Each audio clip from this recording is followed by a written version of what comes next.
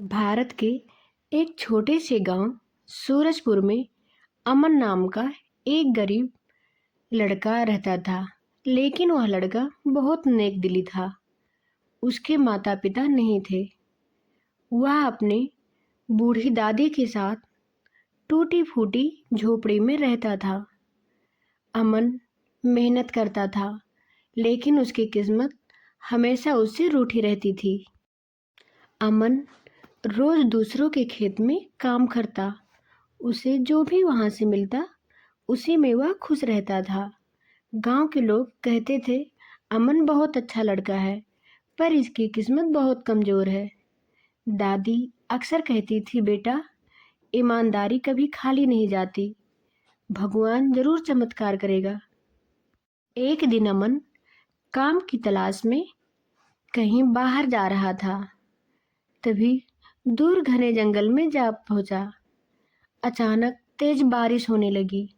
बारिश से बचने के लिए वह एक पुरानी गुफा में घुस गया। गुफा के अंदर एक चमकता हुआ दीपक दिखाई दिया। अमन ने सोचा, शायद कोई बेकार की चीज होगी। अमन ने यह सोचकर दीपक को साफ कर दिया और अमन ने जैसे ही दीपक को साफ किया, उसमें से बहुत तेजी से रोशनी हुई और उस रोशनी से एक रहस्यमयी जिन्न प्रकट हुआ। तभी अमन डर गया। जिन्न बोला, मैं इस चमत्कारी दीपक का रक्षक हूँ। तुमने इसे पाया है, इसलिए तुम्हारी कोई इच्छा मैं पूरी कर सकता हूँ। फिर अमन डर गया, लेकिन उसने हिम्मत जुटाकर बोला, अगर यह सच है तो मैं यह सोच समझकर अपनी इच्छा जरूर रखूंगा। जिन्न बोला, तुम अपनी कोई 3 इच्छाएं पूरी कर सकते हो। अमन ने कहा, मेरी पहली इच्छा है कि मेरी दादी हमेशा स्वस्थ रहें। जैसे ही जिन्न ने हाथ हिलाया, दादी पूरी तरह से ठीक हो गई। दूसरी इच्छा बोला, मुझे इतना ज्ञान दे दो कि मैं सही और गलत में फर्क कर सकूं। अमन समझदार और बुद्धिमान बन गया। अमन ने बहुत सोचा, फिर अपनी तीसरी इच्छा रखी। उसने बोला, मैं चाहता हूँ कि मेरे गांव की सारी गरीबी दूर हो जाए।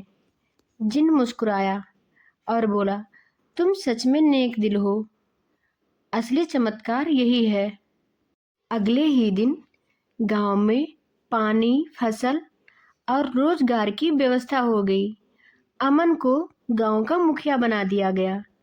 लेकिन सबसे बड़ी बात यह थी कि अमन ने कभी दीपक का गलत इस्तेमाल नहीं किया। कुछ समय बाद दीपक गायब हो गया, लेकिन अमन की ईमानदारी, दया और बुद्धि हमेशा उसके साथ रही।